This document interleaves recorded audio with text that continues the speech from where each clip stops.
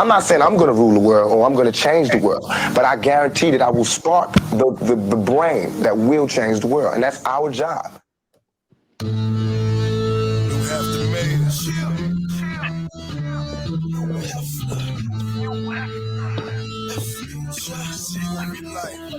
What up, DMV?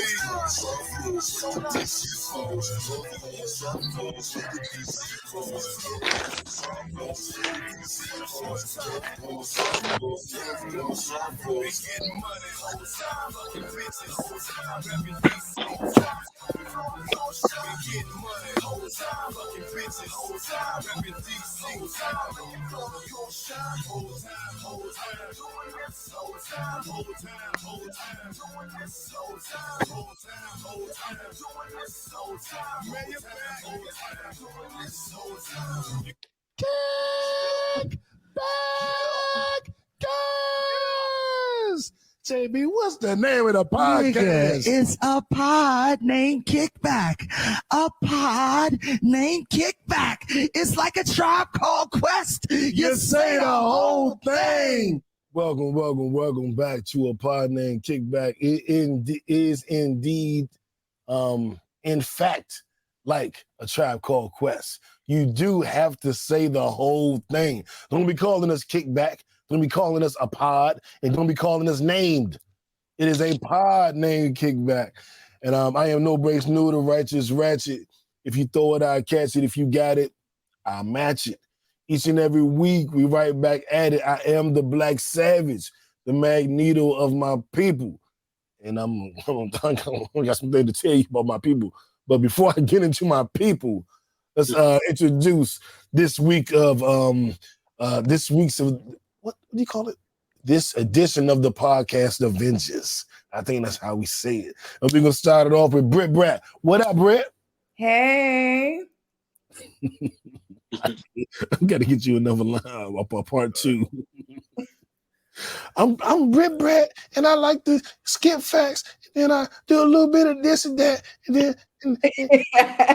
bullshit rap. So we gotta do something. I like just saying, hey, what's wrong? Hey, what's up? It's me. It was tourist season too. It is absolutely tourist season. So we celebrated our beautiful Aries as we must do every year. But we're into tourist season. But I'm gonna throw it to you on that later because I got to recap my week. But before we go into all that, Mr. Man Up himself, Randy T, was gutty. Hey, what's good? It's the Randy T, Man Up Monday, all day, every day. You know how we do.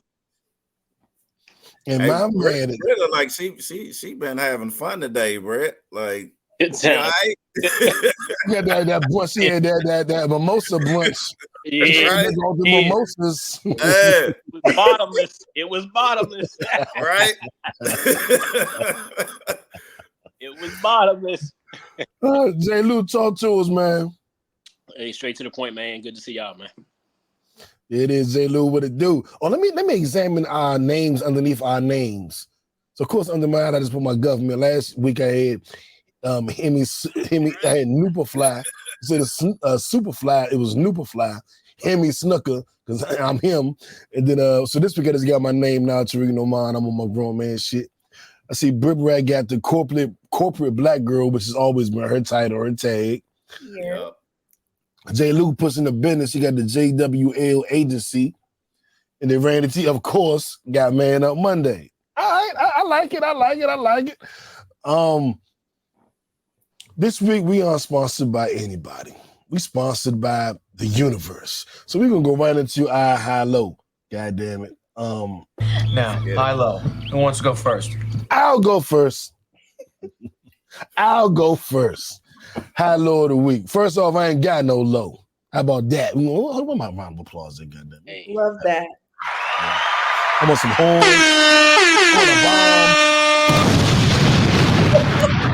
Not the bomb. He's just hitting every button. Club Shay Shay drop it. What does that one do? Hey, don't hit the bomb. Just run him down like a piano. Right. I'm looking for my Club Shay Shay joke. Somehow that is correct.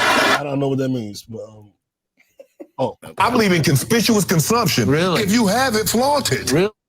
So I was in the LJ, mountains of LJ this weekend, capping off my birthday month. If you know anything about me, or you listen to the podcast for the last 12 years, my birthday is usually a pretty big deal. COVID hit, my birthdays were pretty much not a big deal. My birthday was uncelebrated the last fucking 4 or 5 years, damn near. But I had I'll do a quick recap. Went down to the First Fridays in the Underground. That was a great experience. I love my art. I used to go to a museum. That's my tradition, but that was like my street museum. Got to see local artists and play games and jazz pianists and saxophonists and all that shit. Great time. Dolo's Pizza, check it out. It's right down in the Underground, pretty good. Then I went to the Red Phone booth, which is an exclusive members only cigar lounge. So we in there, just to the nine, smoking our cigars, drinking our whiskey, just enjoying a good time. And then what else was it? My actual birthday, I didn't do too much, but just worked, got a couple sales, put some money in, you know what I'm saying? And then I went to the mountains of LJ this past weekend, and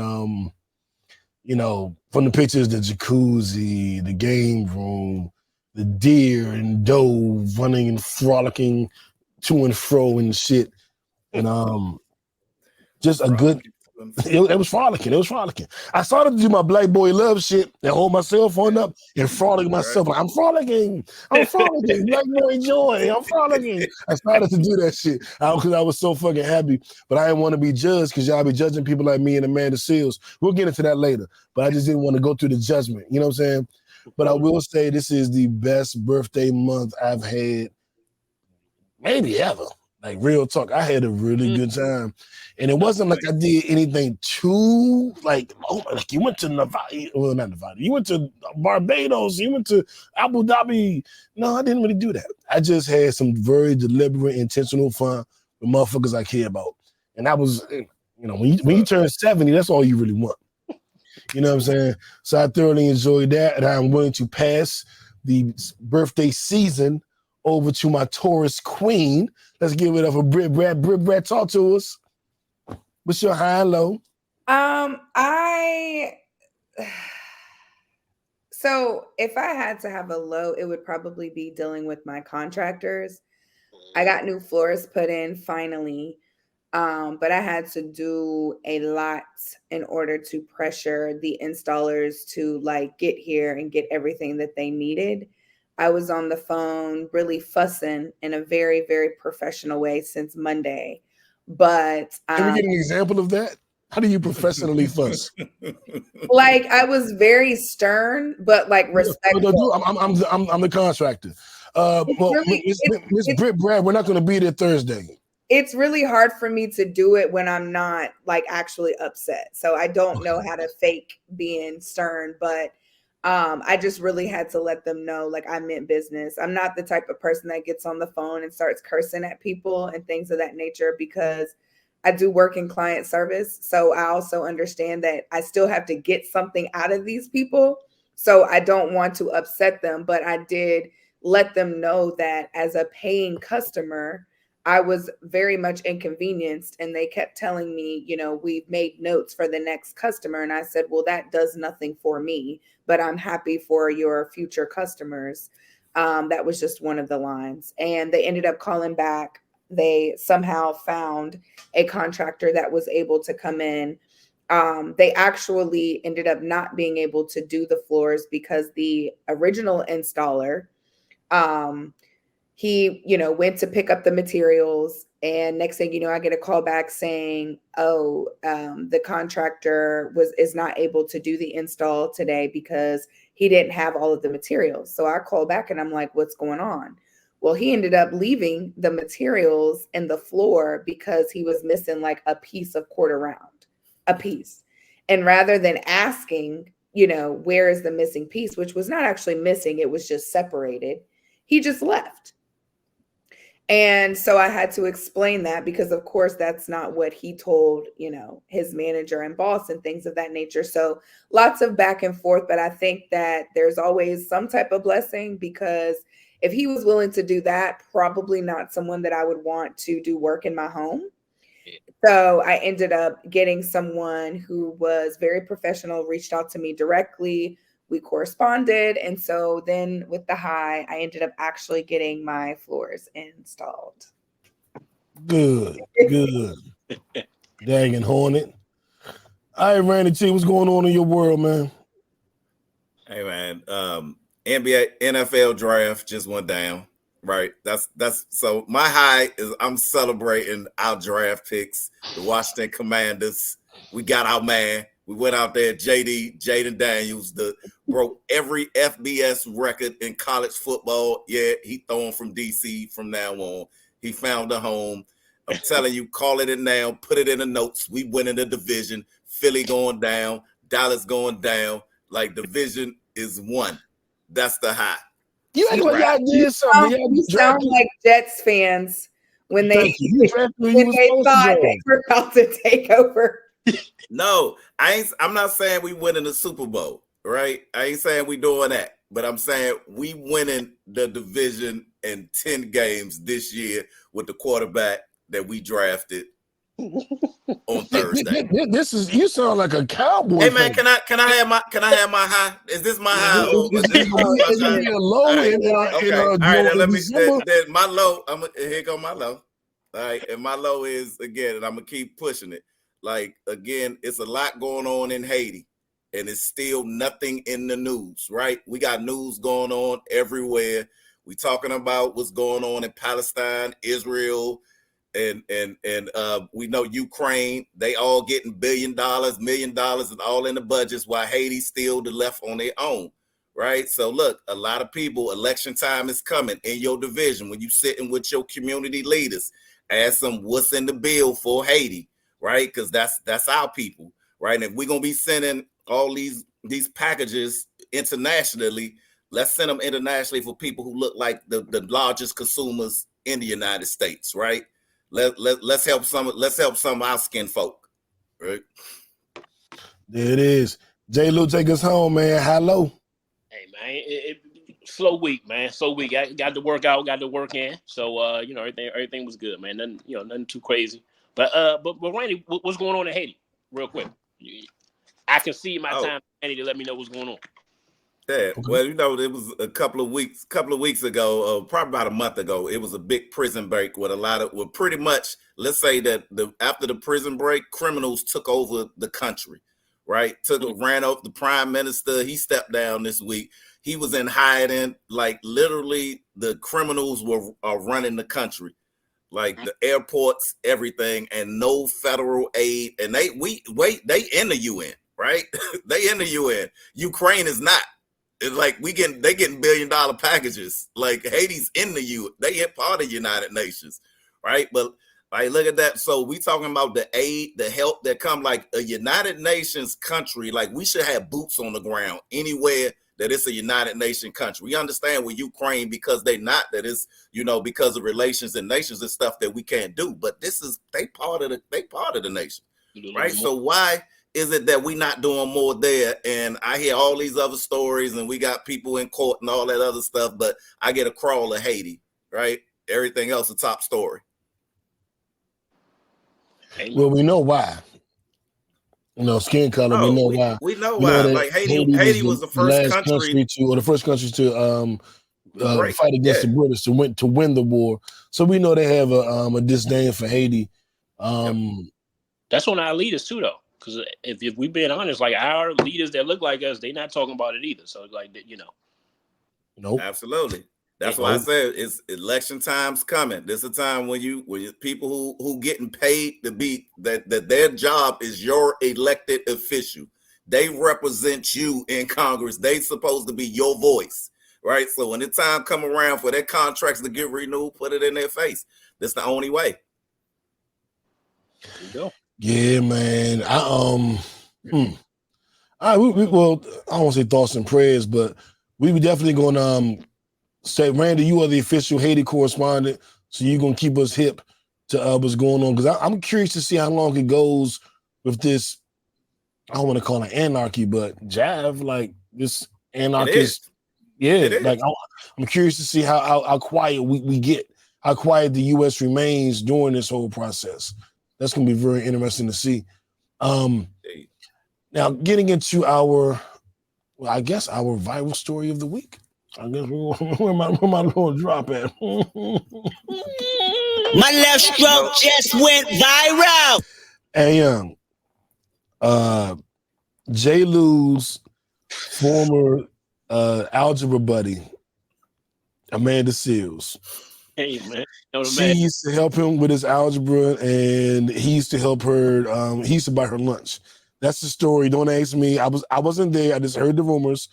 It's a fact, She went on Club Shay Shay, and she did an interview. Well, I think it was initially prompted because she made mention of not being invited into Black spaces, regardless of what she does, what she says, even her legacy. Real talk. I remember Amanda Diva on MTV. So I go back way further than just Amanda Seale from Insecure and her stand-up comedy and different ventures. And she made up, I don't get invited. I've been nominated, but I don't get invited. Like, what's going on in these Black spaces? And then there were like 3 or 4 think pieces that came out, criticizing her, critiquing her for her having tone deafness, for her not reading the room properly, and for her being just in general, I guess, difficult to work with. I've always fucked with Amanda. There was a Myron Rose situation where it was an accusation against a Black man for sexual abuse, assault, and she just ran with it with no facts. Kind of like the Jussie Smollett. I'm more of the, let me get all the facts first on all sides of the argument, because I'm a fact-based nigga. So I don't go off emotion most times. So I can't just throw an emotion out. You present me a scenario and there's no facts, I'm not gonna feel nothing. You present me a scenario with facts, then my brain will tell my heart what to feel. You know what I'm saying? So like with Jussie Smollett, he put the noose around his neck. He was at Subway. It doesn't make sense to me. Doesn't mean it didn't happen, but it just doesn't make sense to me. So I can't have an emotional response. And so in a lot of ways, I kind of, in watching her interview, because she tried to get in front of a few things. She had a few comments about this shouldn't have been said that way, or people this, that, and I was like, here she go again on her shit. But I'm trying to be fair, because I know what it's like to be misunderstood. And one of the things she said in the interview was being misunderstood and not protected. And real talk, it might sound ironic to hear it, but I felt that way as a Black man. I feel misunderstood and not protected, because I'm a nigga from a nigga area, and I wasn't protected in corporate spaces. I wasn't protected in different areas because of my background kind of preceded me. So I always felt like if I protect myself, it's gonna be you bitch ass nigga, what the fuck you talking to, and then I'm still the bad guy. So I'm like, corporate buddy, use the corporate words to protect me. You know what I'm saying? Like, I don't want to do it myself. Use your corporate shit and tell them, to back up or to lay off. And those things never happen. And then I'm always forced to react myself. And then that makes me the bad guy. Because it's like, it's almost not about the crime committed. It's about the reaction to it. So I used to get caught up in the reaction politics. It doesn't matter. Yeah, what they did was wrong, I knew, but it's how you responded.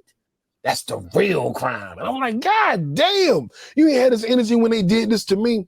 So I'm watching her and I'm like absorbing it, and I'm seeing a reflection of myself in her. But what I noticed is I didn't see the healed part. I didn't see the healing, because you can't do that to me now. Now I'm 48. I'm in we're probably similar in age, but I'm in a different space where I don't need anyone to acknowledge, justify, or recognize an action done to me when I was 7. I don't need validation on how I responded when I was 7. I don't even need your opinion on this shit for real. And that was almost the only negative from the interview. I thought it was well done. I thought she expressed a lot. I thought she explained a lot. I felt so conflicted because there was literally no accountability.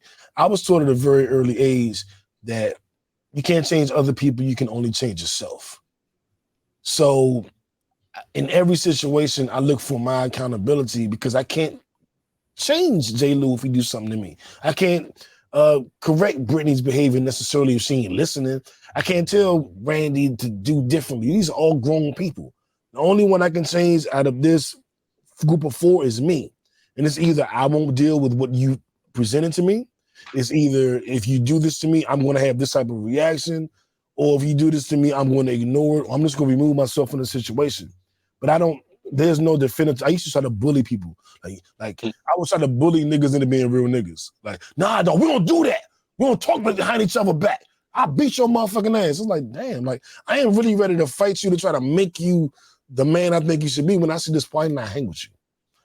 That might be the better deal. Like, if we don't have the same politics, same view, I shouldn't be bullying you into what I consider being a real nigga. I should maybe just not deal with you. And the biggest takeaway I got from that was she hasn't learned to, I got it. I know where I'm loved at. I know where I'm good at. I'm not even dealing with it. But I had to recant. I watched it twice. And the first time I watched it, I came away with one thing. And the second time after commentary, I came away with something else. And so now I just want to do a free fall because it's a lot in that interview. It's a lot to unpack. I tried to give you guys like my range of all the shit that I thought, but I don't even really want this discussion to be about my opinion on it. Excuse me. I just want to know what y'all thought. Because you may have a total different perspective, a total different area of the interview you want to attack. I said mine. And I unless you want to comment on what I said, I'm gonna throw it to you, Britt, and just what did you get out of it? Because I think it's so nuanced that you can have something totally different than what I got. Yeah. So I really like Amanda Seales. I think that people are dead set on misunderstanding her. I think it's one of those situations where it's, oh, look, Amanda's coming, and they're trying to figure out how to pick apart what she may say or whatever. They're just waiting. I also feel like, and one of my friends said it best, she said, Amanda, that interview was a great example of why everybody doesn't belong in the same classroom. A lot of what that is a very intelligent person. I believe she has a lot of emotional intelligence. You know, how can you tell someone who has been misunderstood, especially by their own people? And I'm talking about even from my own perspective, a lot of, Black people and Black women, I was that person. Well, you want to talk white. You want to be white. Like, people wanted to misunderstand me. They couldn't see past how I speak. Right. And so when you are in that situation, you can say, well, it's hard. It didn't seem like it was coming from a healed place from different areas, but it's really hard to heal from something that has never stopped. It is continuing. And she is kind of, it's one of those things where she's trying to remain strong on the outside, but it hurts her. Like, she is literally saying, for my people to constantly misunderstand me and want to misunderstand me, you're not even trying to understand me. It hurts. So of course she's going to defend herself. There are certain things that, Shannon said that he may have been trying to probe or get something out of her. And she's like, I'm not going to give that to you. Like, what are you saying? So, but shout out, to Shannon for, creating that platform to allow people to kind of speak for themselves and where millions of people will be able to see it. But that's just kind of my perspective, just as a whole, not necessarily picking apart different pieces, but that's what I got from the whole interview. I think that I appreciate your perspective, and I hold a lot of what you said. That's kind of how I felt before you logged on. We were always sitting here saying, like, are we in love with Amanda Seales? Like did she just win us all over? Like, what the fuck just happened? And because it's literally on my TV right now, and I watched it once, and I had a homegirl like, but did you watch the whole thing? And then I got offended. Like, do you think I didn't? Like, what the fuck you mean that I'm gonna do a whole? Here's the better question: do you think I would have watched it twice before the episode airs? Fuck you talking to? I do this shit podcast. I'm the Power Father, nigga. I'm gonna watch it 2-3 times. And as I'm watching it the second time with a chip on my shoulder, I saw myself. But I not even to be used as a criticism, because I don't want to criticize her in this space, and then I'm trying to stick up for her in this particular space. But I did see that is new up until 2018. She looks like 2017 new. I know what 2024 new looked like. And I know that there's a way to work the room. Like she talked about not having social cues, being autistic. I know not a lot, but I know people who don't know social cues. They don't pick up on it. I've never been that kind of person. I can read the room.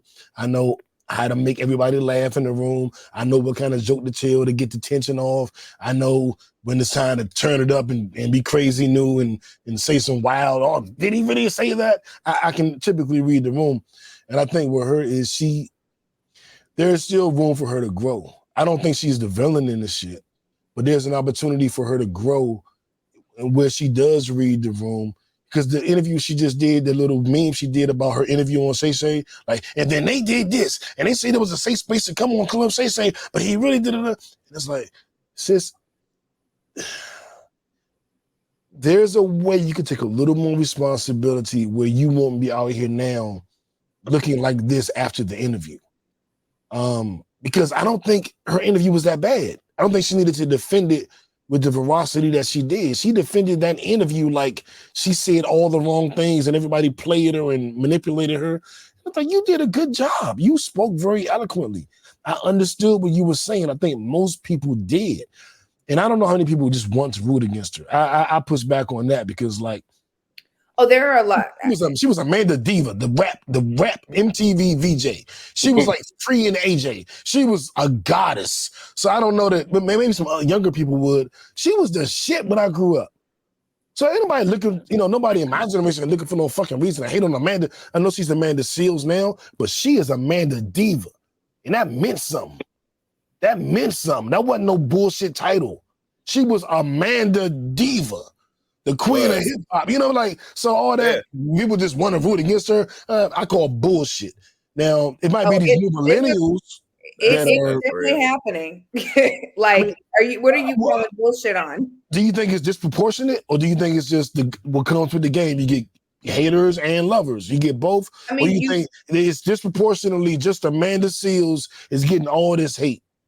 So she's getting a lot more hate than she is of people trying to understand her. And I think from what I'm saying is I don't always just look at, even though it is happening, I don't always just look at kind of what the kids are saying, that grew up watching her. I'm kind of sort of looking at what some of the people that she may have actually dealt with, or some of the people that she may have been alluding to or speaking about, having those comments. So that's what I mean. Like when I say that people they want to misunderstand her, if that makes sense. They don't want to give her the space to be like, you know what?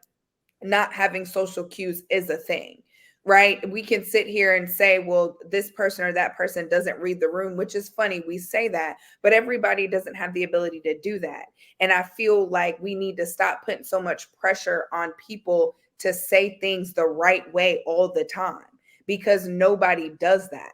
You know what I'm saying? She is literally telling us, I'm just a person who all I know how to say is exactly what I'm thinking. I don't know how to sugarcoat. My mind doesn't process that way. And so I'm just saying it how I mean it. And it's up to another person to choose to say, to take offense to it and to tell her what she means by it, or to just simply say, okay, let me get a better understanding of what do you mean by that?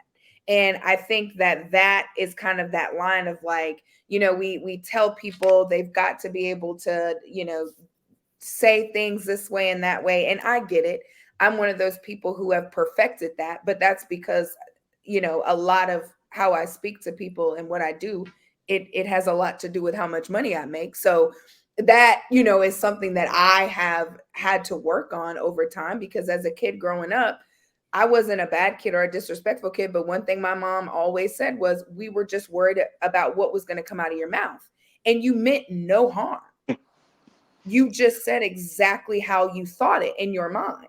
And I think that is just what she does. And it's like, there are so many people out here like that.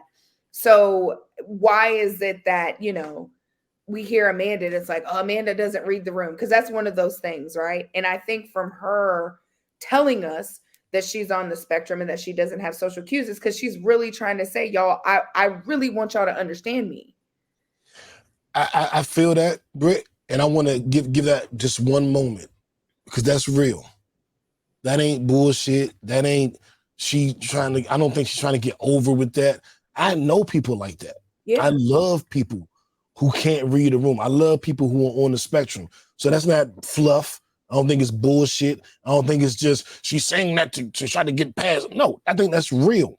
Yeah. I also think then they did that clip too, trying to basically say, oh, well, she wasn't clinically diagnosed with autism by a doctor. Like she then she took the goddamn test. I'm riding with the test. But I get if you're a detractor, you don't like her. I get this is now something I can use. Yeah. You were diagnosed technically. You know what I'm saying? So I do get your point on that. My only thing with that is, and I'm being perfectly honest, as a dude, as an aggressive nigga, a dude with a deep, raspy voice, we could be laughing and joking about a topic. And I'll be like, I don't care if old Amanda Seale said. And y'all three might, not y'all do it, but y'all can be like, damn, no. Chill out. It's the podcast. I'm like, dog, it's my voice. I'm not even mad. Yeah. That's just how I sound. And y'all like, calm down. And then I'm like, I am calm. And then I'm mad because I keep telling me calm down. And everybody like, what's wrong with this guy? So I've been where Amanda has been. So I have a level of empathy with her that I don't know that everybody has because I've been there. Yeah. Where it's just like, I'm just, dog, my voice deep. I'm not mad at nobody. Like, what the, like, stop telling me I'm mad. I'm trying to talk like y'all talking. So I relate to that. But I do think, I'm gonna use a quick analogy, then I'm gonna get the fellas in on this. Fantasia, somebody was like, Fantasia's 21 and she couldn't read. And I was like, that's fucked up. I know what going up in the inner city is. I understand getting to America, I don't got nothing to do with you being able to read. So I'm not judging on that. But when you're 21 and you still can't read, that's your problem now. I don't give a fuck if your mother was a crackhead. I don't give a fuck if your father wasn't there. If you're 21 and you cannot read a fucking sentence, it is now your fault. My thinking with Amanda Diva is how I judge myself. If I was still always misunderstood by every single fucking body, then that, at some point it's my fault because I can't change everybody's level of comprehension. I coined the term myself that communication is the burden, the understanding is the burden of the communicator. I created that because it was my life.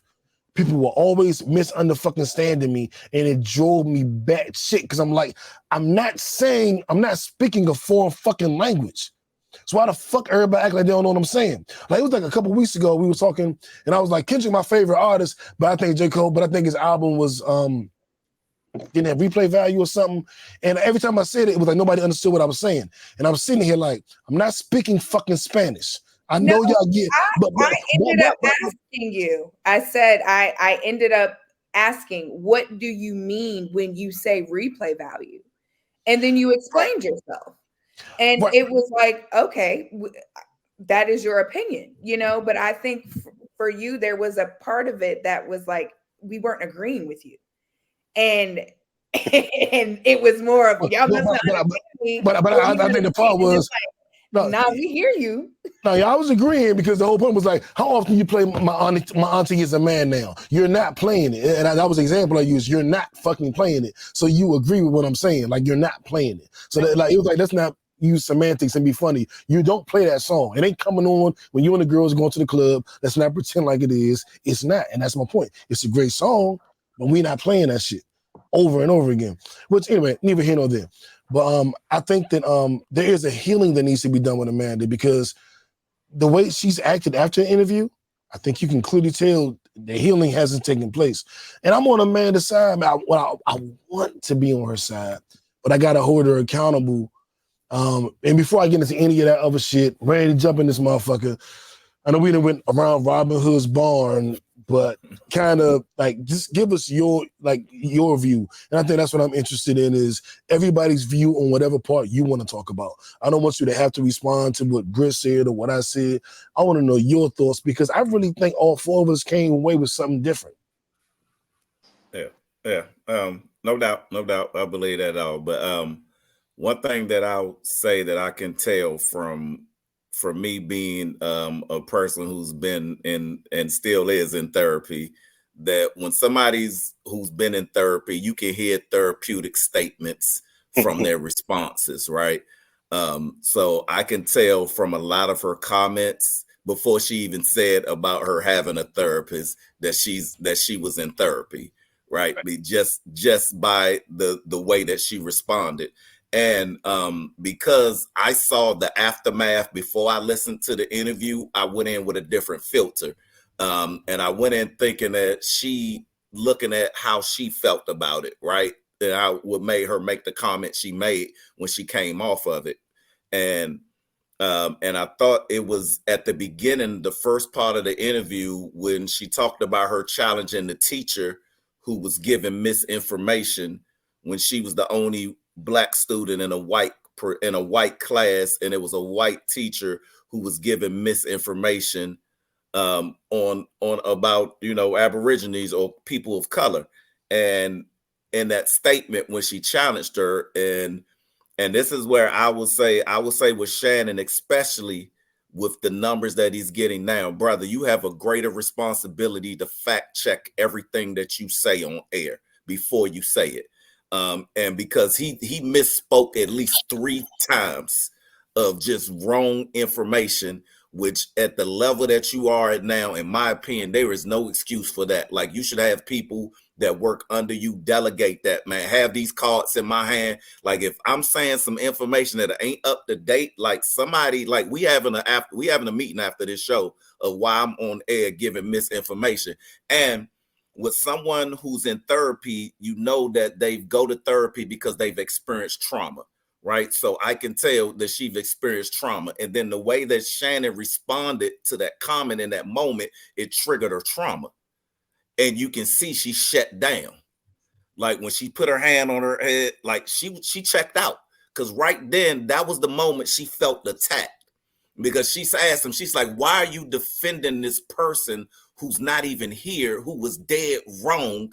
And you had me here to speak my truth. But in this moment, you're defending someone who was wrong. Right. So for someone who's been through the trauma of not being protected by people who call me into spaces that tell me that it's safe, and then I get here and it's the exact opposite, right? Exact opposite. When we go back to when she talked about the Black Emmy story, right? So think about all of that, and think about right there at that moment when Shannon said what he said, then I understood her reaction and why let me jump in here, Randy. the whole trajectory. I want to challenge you on something to get your thoughts on it. When Cat Williams said that Mike Epps was supposed to be he said I was supposed to be the Santa Claus and he was supposed to be my character, and then Shannon was like, well, I don't think Mike Epps would do that. And Cat Williams was just like, well, that's what you think. And then Cat Williams eventually said, well, you having where my quote at? You having an unnatural allegiance to You having an unnatural allegiance to losers is not like you. Shannon challenged everybody. You know who shut down with it? You know who put their hand on their face with it? You know who made it a bigger deal than everybody else did? It was only one person that did that. Shannon challenged. I can show you an interview from everybody where they have had to defend, like, nah, that motherfucker really did call me a bitch and I smacked him. Did he really call you a bitch? What did I say he called me?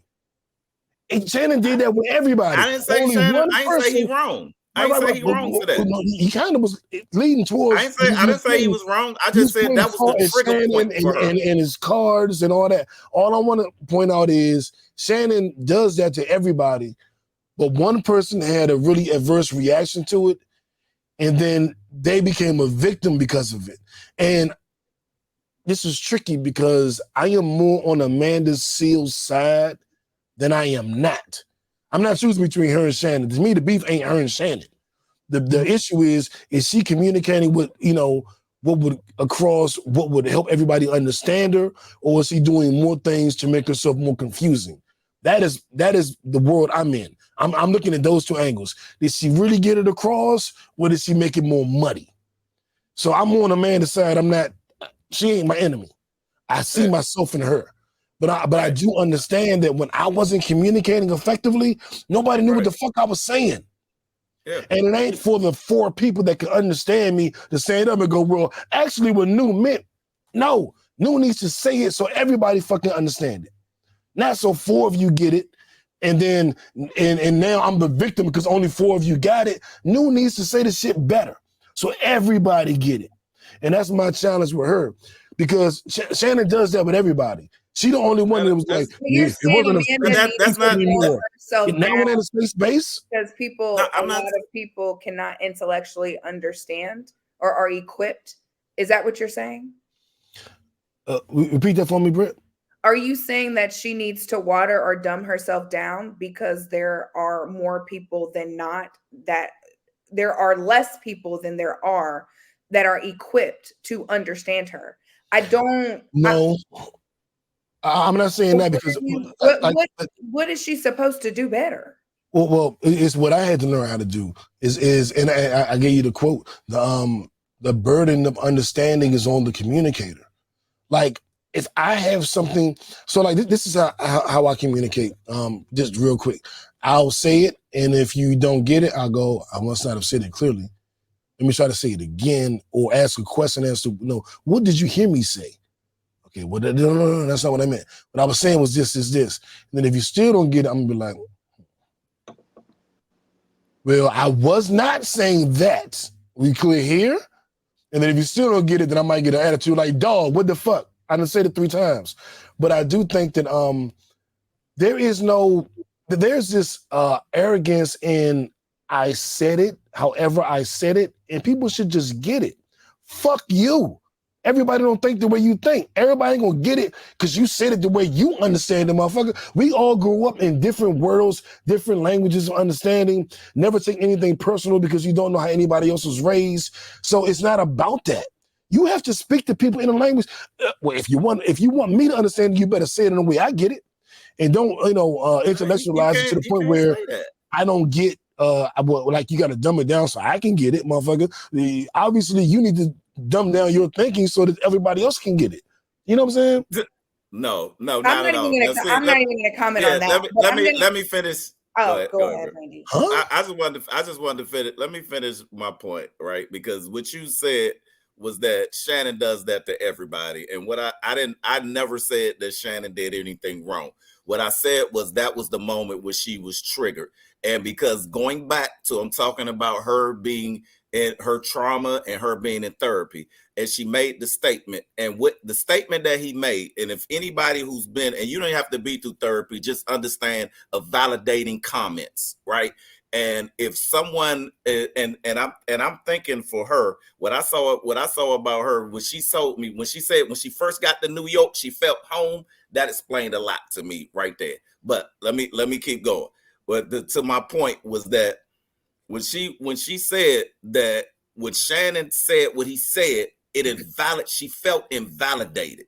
So, and it was an invalidating comment, because at that point when he said that I just know that women, when kids speak in those environments, like why in that moment Shannon felt that he needed to defend that woman right there who had nothing to do with the story, to make a point about kids don't talk back to parents. That's the way that I was raised. Now, I understand that that's how he felt. But if you tell her that this is a safe space and she's telling you about a traumatic event that happened to her, when you say something that's exactly to the opposite of what she's telling her experience was, you have just invalidated how she felt.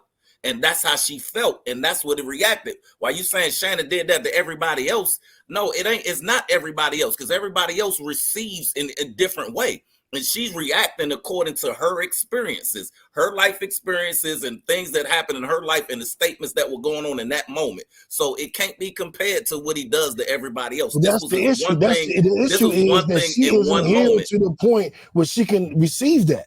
We don't know. I don't know. It ain't about her. It ain't about her being healed. Even if she is healed, she can be healed. And in that moment, you just still took her back to a place that she was healed from. She's not totally healed because she went back. I don't know if she healed. Can't be triggered. So and I think that's a totally different conversation. But when you have a traumatic experience, that's the difference between going through trauma and having triggers. Everybody has a trigger. There's always going to be something that reminds you. Now we can get into how you process that and move forward in understanding it's a trigger, but let's not, I don't want to say that you're not healed because something triggers you. I agree with that. And we're gonna check that up and put that in bold print. But my point is, she was triggered in that situation. She got triggered. She shut down. There has to be onus of that. She has to own that. She has to own it. Like she brought it back. We're gonna rock with the sister because this ain't the Amanda Seale's Bash episode. Before we started this, we always like, are we in love with this bitch now? Like I think I love her. So we're not. This isn't what this episode is. But it is. Am I lying? Did we not? Is that not what we said before Brittani got here? I said I'm either in love with her or she my spirit animal. One of the two. That's what I'm saying. So we're not even like these is the black men against Amanda Seale's. Fuck on my face with that. What we're saying is. Yeah, she did the whole first line to hit him up. That's what I said from the beginning. What I said from the beginning, and what I'm saying now is, I recognize where she isn't healed. I recognize where you can't say that though. No, I can say whatever I want. I've gone through therapy, and what I noticed is, in that situation, she couldn't handle it, which is why she's acting an ass now after the interview. J She can't handle it. She handled it very well. You think she handled it very well to be in the interview and then sit her face like this and shut down? You think that's handling it well? J Lew she analyzed, she processed, and then she moved on. All right, man. All right. J Lew, jump in here with whatever you want, because this is. She interviewed another 2.5 hours. Randy, we done, Randy. J Lew, jump in, man. That was probably one of the most engaging and I thoroughly enjoyed that entire interview. And I felt like those two needed to have it. Like you have to have, I think you have to have an interview with people from different backgrounds, different perspectives. Obviously, Shannon kind of plays the devil's advocate, and I think some of those things kind of triggered her. I don't think he meant to. But you can't help but what you mean to do, or what you don't mean to do. It's like to your point. Yes, he probably does it to everybody else, but everybody receives it differently. But like I felt like she is Amanda is ridiculously intelligent, ridiculously articulate, educated, well versed, and I think she speaks well. I'm gonna be like, I thoroughly enjoyed that interview more than I did the Cat Williams interview. A lot of other interviews that was just kind of like gossipy type stuff. The first 20 minutes, that thing was it was tense. Like, I think, I paused it. It got a little so iffy sometimes. I guess my issue with the interview was I felt like both of those two individuals worked their way through it. Even like towards the end when she was like, you know what, let me get a hug. And when she first started it, she wasn't there, but they eventually worked their way to it. And I just thought it was beautiful to see how you can kind of come from different perspectives. 50, 60-year-old black man from the South with a eclectic, young woman from California who loves New York, who has, a ridiculous amount of degrees, how you can kind of find common ground in that space. And what I don't like is the after effects. And I think what Amanda did, the only thing that I didn't like that she did is I felt like she let the social media amp it up to a different, at the end of the interview, they was talking about hey, you come on my podcast after this, let's, communicate, keep in touch. And it's now it seems like it's getting vitriol, hey, you're not intelligent, he's not intelligent. I'm like, look, man, everybody comes from a different background. If you're gonna say that, you got to say that about the million cousins that you have that's not that level. So I just felt like the interview went great. I think when social media hit it, they kind of changed a little bit and put a negative damper on it. When I felt like it went great throughout. I love the tense moments. It's necessary. We got to have tense conversations to grow. If you don't, you know, what are we here for? Indeed. Well said, Jay. So at the end of it, so we all seen it. We took what we took out of it. We, learned a little, laughed a little, judged a little, whatever we did. Seeing the end result with the way that Amanda is posting on social media about Shannon, has that changed anything for you guys? Is that lessened the interview? Has it dirtied it up? Has it changed your opinion on Shannon? Has it changed your opinion on Amanda? Has it changed your opinion on what the interview did in total? Like, what's your thoughts now? Social media always mess up something. And like I said, and I have she's talking herself. That ain't social media. That's her.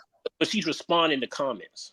Like if you see if you left it how the conversation ended with her and Shannon hugging and saying, "Hey, come on my podcast," all that stuff, I leave it there. Like I'm leaving it in a positive. Right. Like, but she didn't leave it there. Yeah, but I feel no response, no accountability for her. I feel like that's her being pissed off at what people saying and how people perceiving her. So no accountability. Huh? No accountability for her. She just mad because what you mean random fans on the internet. Okay, cool. Anybody? What are your thoughts after? Look, how you respond to something is how you respond to it. I'm telling you what I'm choosing to take out of it. Like, look, how you respond is how you respond. Like, I'm asking you about her response. I disagree with her response. I felt like she attempted to belittle him in a way because of his educational background and where he comes from.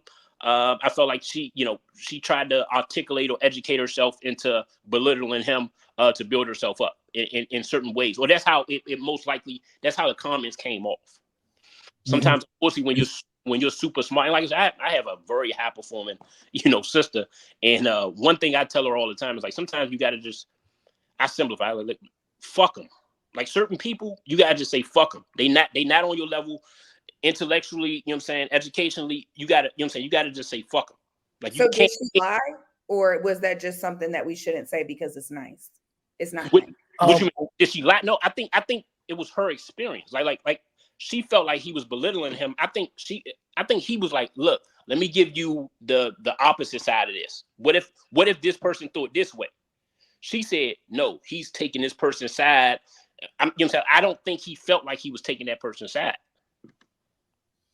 And to new defense, like, look, and I'll give a quick example. We from inner city DC.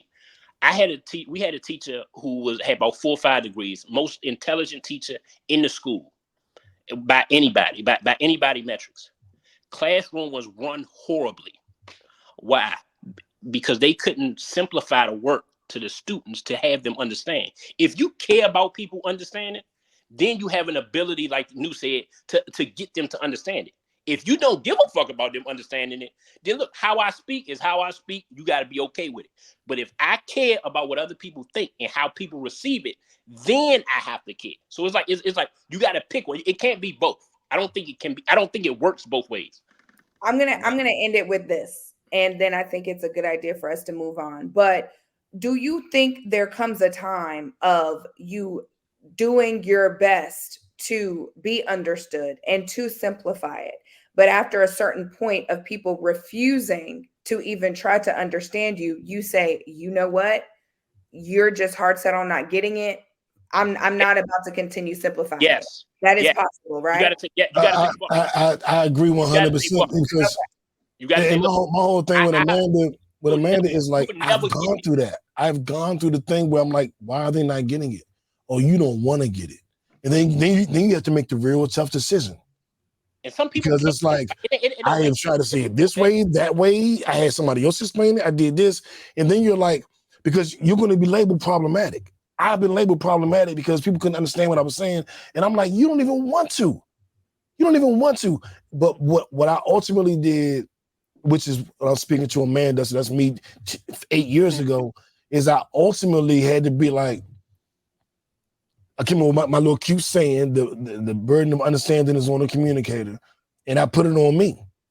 Because I can never change anybody else. So I can never go, oh well, they just didn't want to get it. Like I don't live in a world by myself. So I don't get that luxury. Especially as a heterosexual black man, I can't be like, fuck everybody that don't get it. It don't work that way. That's not the world. That's not the world that's created. I don't have that level of a cushion in the world I exist in. I can't say you don't understand it. Fuck y'all then. I tried. I don't get that that luxury. But I don't know. Those Biden non-compete laws. Huh? I love that. Yeah, me too. Yeah. And there's nothing wrong with being problematic, man. Some of the most great people in this country were problematic. So, you know, it ain't no negative connotation with that either. I don't mind being problematic. So I started this. Nobody doubts that. Nobody doubts that. We're going to talk about Amanda Seale because I started the podcast. So back to Amanda. I don't like the way she said, no, I'm playing, but the non-compete. Go ahead, Brittany. What you think about the non-compete? I really was like it's all an outline. Yeah, exactly. Like the non-compete. I left a lot of money on the table back in the days when I left with certain carriers, you know what I'm saying, for bigger percentages. I left a lot of money and residuals on the table about 3-4 years ago because of those wild non-competes. And, you know, I know lawyers, so you know what I'm saying, I had to call my sister to put this. So I was able to get out some when you try to go another route. But I think that's going to help a lot of small businesses, just because it evens the playing field in a way that's necessary. Some of my corporate buddies are very upset about this. They feel like if I bring you on as a fucking intern, I still don't want you to be able to walk away with my trade secrets because now you know how to sell against my product. Exactly. They are infuriated. And I tried to be like, well, think about it from the 9-to-5er's perspective. Like, I am not a 9-to-5er. And you know what I'm saying? Like in my world, if I bring on an intern and I teach him my business and he doesn't have to sign a non-compete, he can go and tell my competitors directly how to sell against the weaknesses in my product. And I was like, well, how mighty white of you, my brother. You know what I'm saying? Like, just ingest. But I'm like, there are two sides to it.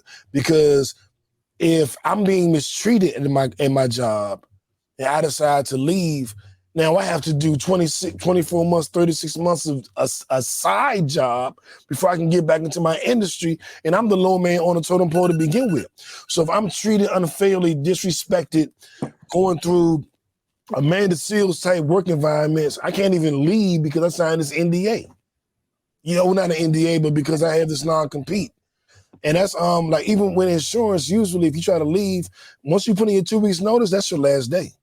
Because they're afraid you're going to start gathering leads and taking leads with you. So if I tell the employer, hey, you know, this is going to be my last, since my 60-day notice, because I'm so considerate, I'm moving on, but I'm going to let you know.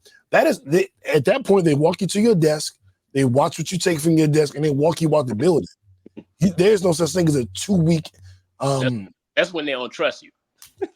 Right. Hey man. I worked my last 2 weeks. Me. You had to take their side, I worked mine. Me too, Randy. I worked mine. But with the non-competes, it does depend on the industry and what the non-compete kind of entails. So, for instance, in finance, a non-compete doesn't necessarily mean that if I leave Northern Trust, I can't go work for a Truist. It means that if I decide that I want to now become an independent trustee or start my own firm, or leave anything, I cannot take those clients. I am not able to try to poke at those clients for a certain amount of time.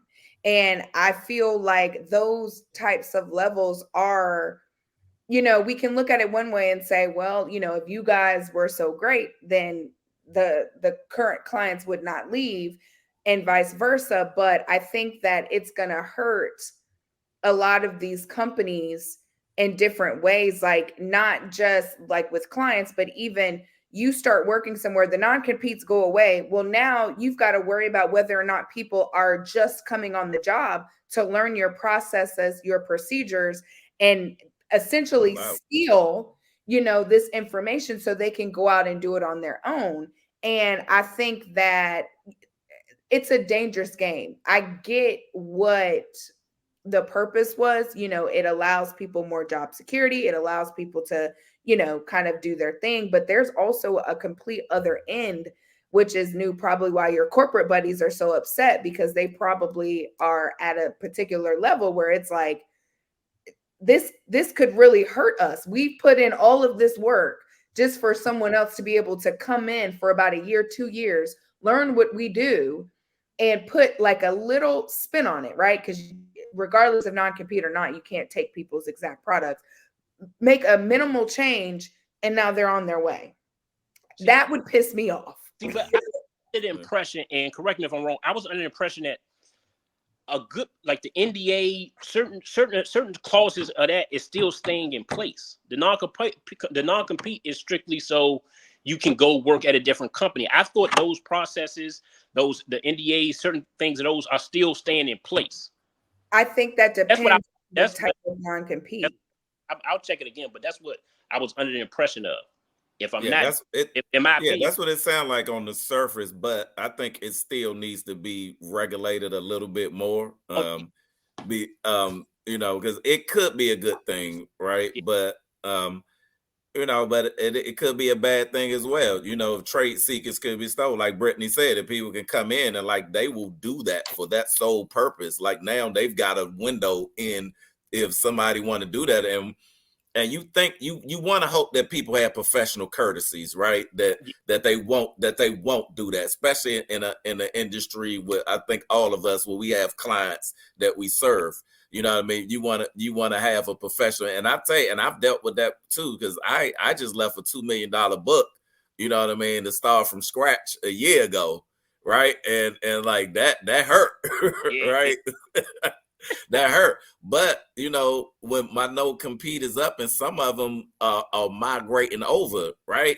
And now, even with my old company, it's a professional courtesy. I will never poach clients, right? Because I'm just not that guy.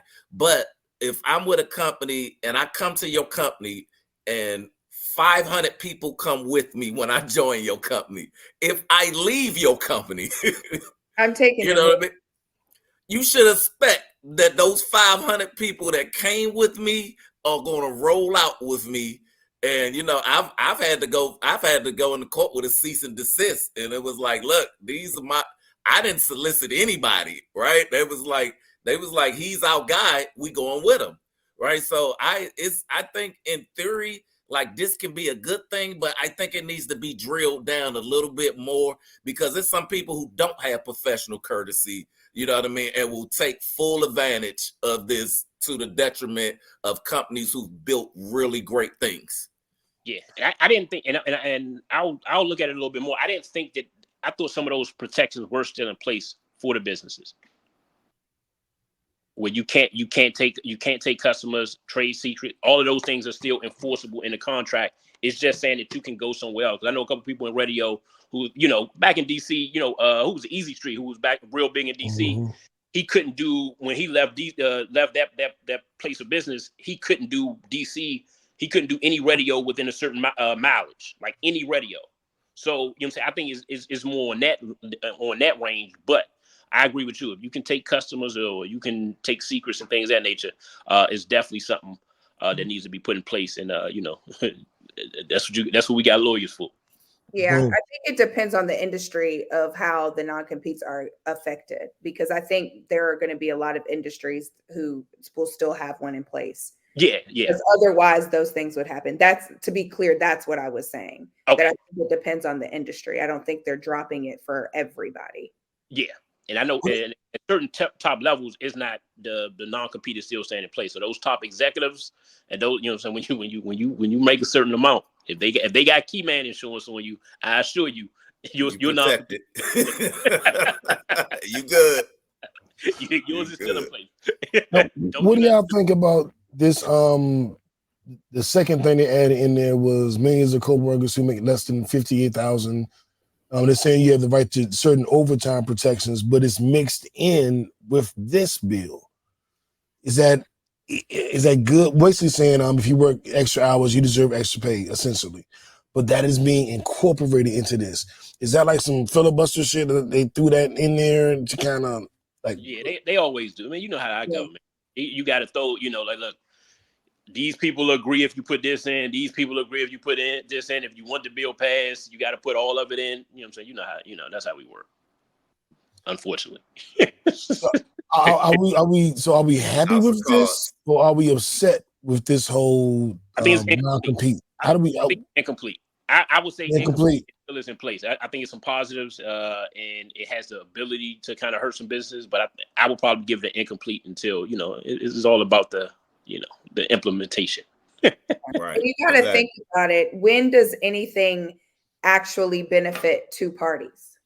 It's about how do we get it as far in the middle as possible. But there's no such thing when it comes to these, laws and bylaws. And I mean, even the, affordable health care, now called Obamacare. That wasn't his original plan. It was Mitt Romney shit, right? No, so it was the infrastructure. Right, exactly. He gave it, but there was a lot of back and forth, and there were a lot of things that had to be taken out and changed before it got approved. But people call it Obamacare, but that wasn't even the original plan that was originally submitted. So I say that to say, when we say, well, are we happy about it or not? I think it really depends on what seat you're sitting in. If you're just simply an employee, probably would be beneficial depending on your industry. But as someone who may be a little bit higher up, or who's running these companies, or who's building these companies, because you got to think about it, even with a small business, we think about these large corporations, you'll be fine. But what about an individual who has what's considered a small business, and I learned during COVID, like a cheesecake factory chain, is considered a small business. So you have like these small businesses, and they've built these infrastructures, and you've worked really, really hard. And now you have the ability. Now you're worried about, okay, well, what are my employees really in here to do at this point? So it kind of sort of, I think it really just depends on the seat that you're sitting in my opinion. Okay. Great. I want to go somewhere a little bit different. I'm gonna skip around a little bit, because while we're in a serious mode, because we get into our fun and jokey shit, I kind of want to get y'all thoughts on this. So dumb. You are really dumb. For real. So the Tennessee legislature has just passed a bill that would allow teachers and school staffers to carry concealed handguns in schools. When I initially hear this, I think of school shootings. I think of mass shootings, all the lives lost during Columbine and in all of those instances. My secondary thought, my tertiary thought, that then becomes my paramount thought, is Black schools. We don't have mass shootings in our community. But I think about teachers having handguns in our community schools and shooting Ray because he called her a long titty having bitch. I think about shit like that. And I'm just like, if you're going to do this in all the white schools where these white terrorists are, I kind of get it. If you're taking this shit to Northeast, the schools I went to, then I'm sitting here like, no, dog, we're not shooting up the schools, dog. Miss Chase don't need to have a 9mm because me and Randy got into an argument over Pop-Tarts. You know what I'm saying? Like, and that kind of scares me a little bit, giving teachers you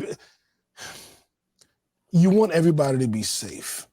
I do. I'm a proponent of safety. I just put a condom on everybody and send them in the world. I want safety. But giving teachers handguns, and I'm sure there's some training that comes with that. I would hope so. That just seems like the wrong way to go, man. There are a lot of different things. We could do different gun legislation. We could have more police officers at the schools. We could have undercover cops or something. 21 Jump Street. We could do something other than giving teachers fucking guns. Brittani, am I crazy for thinking this? Like, what? Where? I mean, when you go as extreme as saying that a teacher would, use a handgun towards a student for calling them a name, I'm not sure that would be the thing. I think that I think it's more so from the lens of, if the shooting is happening inside of the classroom, because that's usually, it happens inside of the school or inside of the classroom. a lot of times these security officers or police officers, depending on what area you're in, regardless of the color of the student, it depends on the area. A lot of times, like having police officers in schools is actually extremely expensive. Very. They have to get paid. So I think that it is just adding a certain layer of protection, and hopefully with, being able to have these handguns come some type of training, right? So if a student is, has a gun or something like that, we're not going to shoot him to kill him. We're going to shoot him to hopefully disarm him in certain situations. Unless you have Queen, Sister Queen. I said what I said. And Queen mother of the African people of the Igbo tribe, Sister Queen. The kind of training you would want these teachers to have, I would assume, would be maybe on par with like the police department or people would carry guns, right? I mean, everybody has to have a par of certain that, level right? of to carry a Like gun. on that par, just somewhere near there. And we see everyday police officers shoot unarmed black men for no reason, for less reason than teasing them about how long their titties are. But that's a completely different, that's a whole other lane. Is it? We're talking about putting guns in white people's hands in front of black minorities. It's Sweetie, in teachers' let me tell you hands. something. It's a teacher's hand. That is an individual who... We got another level for the teachers? Let me let you talk. You asked a question. I'm going to answer it. You were talking about an individual who gets paid nothing and is in these classrooms. Obviously, I'm sorry, but a lot of teachers who are choosing to be in these classrooms with these students, there is a certain level of care there because it's not the money. So that is completely different than talking about a police officer who, again, enforce and protect. I'm not going to say what I want to say on a public platform, but that is incomparable. That's all I'm going to say. All I'm saying is if a police officer could be racist, a teacher could be racist. That's all I'm saying. There is a certain... Did you not hear Amanda Seale talking about how her teachers treated her? Don't invalidate her feelings. I think that there are a lot of Black women and men who have had similar situations and experices while being educated. Yeah. And let's say if we gonna compare the two, then, and which we shouldn't, right? Because they are, I agree with Brittani, they're two different scenarios. You always agree with Brittani. I don't always agree with Brittani, but I agree with Brittani on this. We're gonna pod today. We're gonna pod today. Look, this what I'm saying. This is the fact that I don't think it's not even about gun training. I don't think the gun training, weapon training, I think they already have a problem. So if you're talking about bringing in another problem, guns is not the problem. It's sensitivity training and training with guns that are the problem. And you think they're gonna give that to the teachers before they even give it to the police? No, and I just got it. No, because they should have it because they are not the police. This is why they incomparable because it's two different missions. Police officers are to enforce and protect. So their whole frame of reference. Their whole serve and protect. Okay, serve and protect. But either way, what in the teacher's description requires them to have a gun? It's law enforcement is their position. A teacher ain't law enforcement. You want to compare law enforcement with educators. You want to do it because you want to give a teacher a gun like a law enforcement. You confusing me. I'm not. No, I don't. I'm not with it. Law enforcement job is to enforce law. You want to give the teacher the gun. No, I don't. I don't agree with it at all. Because I think anytime you put more guns in more environments without training, you're asking for more problems. And I don't think teachers should have to carry a gun. Right? But I think a teacher should be able to should only have to focus on the kids and controlling that environment. The fact that we're talking about them having to carry guns, it's a system problem. It's not a problem that we don't need to arm our teachers. We need to fix the system that our teachers don't need to be armed. That's the problem. We're trying to address the back end, the horse before the cart. Like, that ain't the problem. But what system? Because a lot of these kids who are choosing to carry guns into these schools, there's nothing that this system can fix. It's a lot of times you talk to those parents. Well, I wrote my parents a note and they didn't want to listen. So let's not talk about system, because it's not always about the system. Because that system did not teach these kids that it is okay to bring a gun into school and unload it on innocent people just because they felt bullied or they are unhappy at home. That's still a system problem. That's still a system problem. What system? You mean at home? What system? No. I mean, you fix the home problem is a home problem, but I mean the protection of our teachers and our students. That is a problem. That's a system problem. If the government says that it's their job that our teachers and our kids are protected on federal grounds, that federal taxpaying money is taken care of, then fix the system that a teacher does not need to be worried about being on. The culture's gonna always change. Kids gonna get crazy, and whatever. So what? If the system is designed to address whatever walk through them doors to be educated, then that's the problem. That's the system that I'm talking about that we need to address. I feel like our teachers should be the highest paid in the country. We paying it's because they're the ones that are shaping the minds of our future tomorrow. Nobody should make more than them. Most teachers spend more time with kids than own parents do, right? Like they spending 40 hours with your kids. Most people ain't spending 40 hours with their kids, right? So like protect these people so they can go in and do their job well, and don't worry about some crazy kid because we can't control how bad parents are. You know what I mean? Or whether they teaching their kids the right things or not to bring a gun or not. But we can create systems and processes that we can protect our citizens and our future tomorrow, because by God, we paying taxes for something. And if you telling me that's what I'm paying it for and it's coming out of mine, FICA's still coming out my check. Fix this system.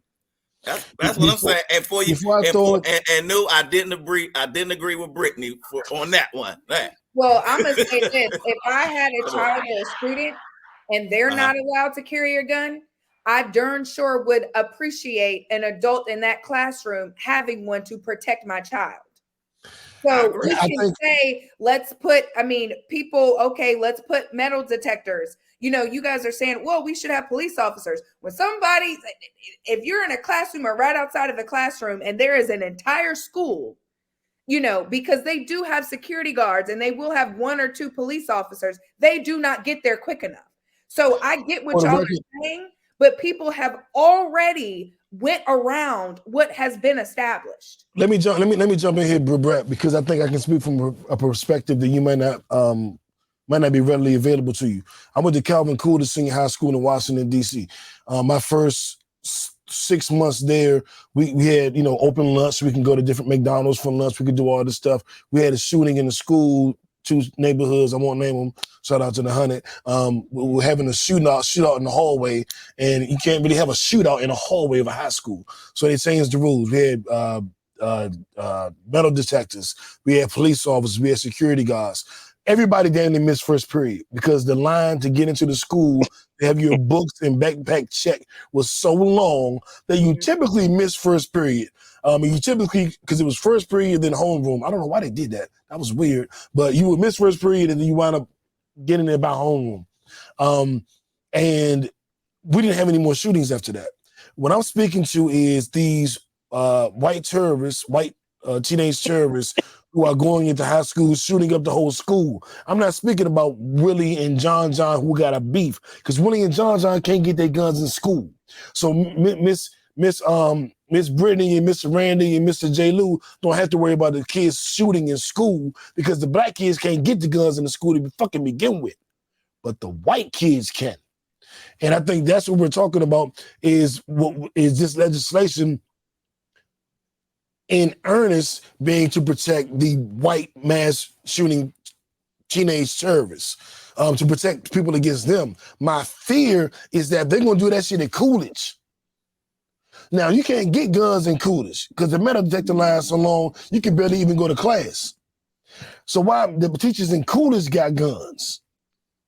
That was my concern. And J Lew, I'm gonna throw it to you and let you have the last word unless anybody wants to come back. But that was my concern, is they're gonna find a way, and this is maybe my paranoia, they're gonna find a way to turn this on the black high school, the black schools. They're not gonna do it for Columbine where it's probably needed. This shit gonna be at Riverdale High School here in Atlanta. This gonna be at Shorty Low Invitational Junior High School. That's where they're gonna do this shit at. They ain't gonna do it at the Kerry Washington School. It's gonna be at the Outcast School for Artists. That's my issue, is that this shit is not gonna be contained to where the white teenage terrorists operate. It's gonna wind up affecting us, because whenever they do shit like this, unless I'm just being Amanda Seales, it affects us. It always comes back to us. I think J Lew is a reason why we should vote in the United States. State laws matter more probably than the federal law. I think we all can agree with that. This is something that's going to be more on the Tennessee side. I think the legislation is a choice. It's not a force. I don't, you probably had 2-3 teachers that feel comfortable with doing that. Most of them care about being there and being teachers. You're going to have a couple that feel comfortable doing it. And beyond, we in the insurance space, the liability for them to do that, they're going to have so many rules that they're going to have to do this. They're going to have to lock this up. They're going to have this key. I think it's something that Tennessee, unfortunately, the people in Tennessee want to seem tough on something. I don't think the application is going to be half as what we feel like it's going to be. And to your in your defense from Coolidge and all that stuff, our state legislatures is not going to allow that without a certain number of rules. I think it's state specific. It's more so we can say we got it passed. You probably have 3 or 4 teachers that's going to do it, and they're going to have to. And for them to get insured that way, they're going to have to go through like 1,000 hours. They're gonna have to go through like 1,000 hours of going to the range and knowing this, knowing how to put your gun away, you gotta take your clip out, make sure it's not a one in the chain. Have to lock it up in this spot. You're gonna have to make sure everybody out of the room before you pull it out, and all. Like, it's gonna be a crazy. Are y'all all nodding your head to this? Like police officers don't go through the same training and they still be killing niggas every day? You're y'all fucking kidding me? that you have different lenses, though, New. I'm sorry, but you are. I don't trust that, Britt. I hear you. Tariq Dumont is always gonna say it's gonna come back to the black. All right, you know what assault and battery insurance policy look like, especially for a place with kids in it. You know what the price tag of that is? With anything shooting them, killing them babies. Back to what I said, there's going to be a certain level of training involved. And if you're not going to pay the money to put, it goes right back to what I said. If these schools are not willing to put the money into more protective measures with law enforcement, again, to Randy's, if y'all aren't going to fix the system, I'm okay with that, because I know that there's going to be a certain level of training that the teachers who are carrying are going to have. But these kids have to be protected. There has to be more protection for these kids in some capacity, however you choose to do it. They not going. Okay, Britt, I agree with what you said. We can all agree that. But I disagree with the way they're going about it, because all I see is more dead black babies. And you can, I don't even know what you would call me. You call it not a conspiracy theorist, because I don't even like conspiracies. I shoot down all every time Jackie said a conspiracy, I'm like, Jackie, that's bullshit. They lying. It's a psychic. And so I'm not a conspiracy theorist. Shout out to Jack. But I just believe that I'm trying to figure. You know what? We'll talk more about this offline, because they don't love us. I'm really trying to understand what your perspective is. If you're saying that in most cases, it is Caucasian students in schools who have these types of occurrences, how will our black babies be more affected? Oh, I'm glad you said that, because in my mind, I explained that a couple minutes ago.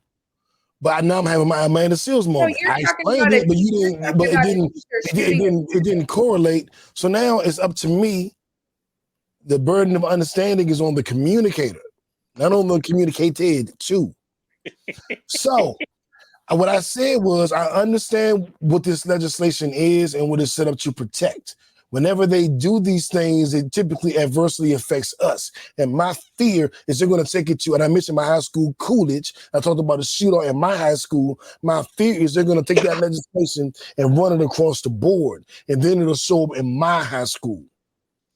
So with black kids, where we have metal detectors, where none of the kids have guns because we can't, because the line is so long with the metal detector, we won't have guns, but the teachers will.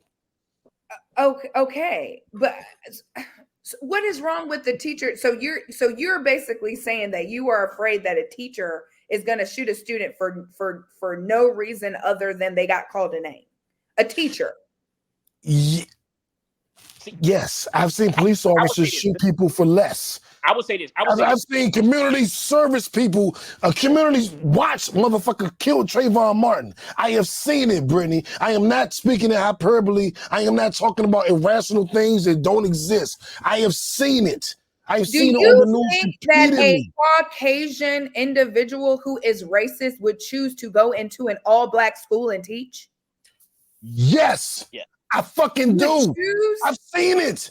You don't choose when you teach. You get your degree, you apply for work, and you get hired somewhere, Brittany. What the fuck are you talking about? You don't choose what school you go to.